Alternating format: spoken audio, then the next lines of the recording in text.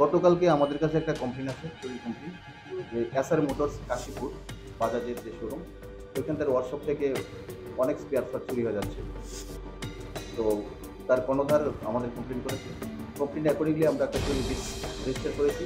Register করে আমি আমার সাব ইন্সপেক্টর দিলীপ কুমার দাসকে আমি তো ইনভেস্টিগেশন নেমে দেখা যাচ্ছে যে ওই ফার্মের কিছু স্টাফ এই চুরির সাথে যুক্ত।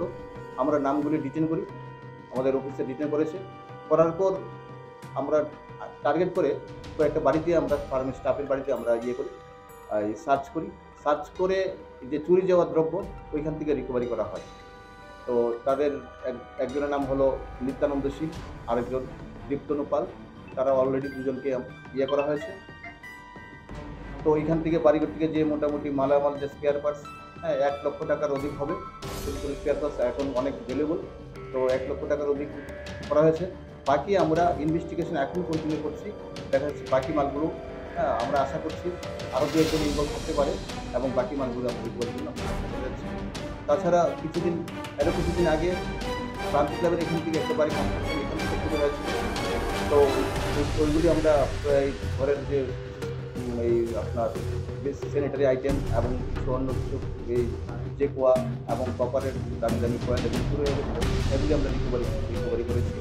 কিছু কামিনী কুমার স্কুলের ওইখান থেকেও কিছু রিপোর্ট এসে রাত্রিবেলা কিছু জানালার জিনিস চুরি হয়েছে, এগুলো আমরা কিছু রিকভারি করছি, আরও বাকিগুলি আমরা চোর ধরছি।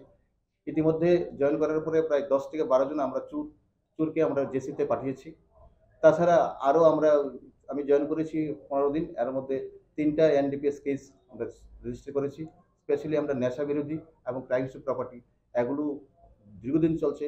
এগুলিকে যাতে আমরা আমার থানা জুডিশন থেকে কীভাবে ফ্রি রাখতে পারি, তার জন্য আমরা সচেষ্ট আসছি এবং আমার টিম, আমার দুটো আউটপোস্ট কলেজটিলা এবং ভরতগঞ্জ বাজার আমরা করছি। আমাদের সিনিয়র অফিসাররাও খুব করছে, কোঅপারেট করছে। আমরা আশা করি এগুলো থেকে পুজোর আগে মোটামুটি একটা পাওয়ার জন্য আমরা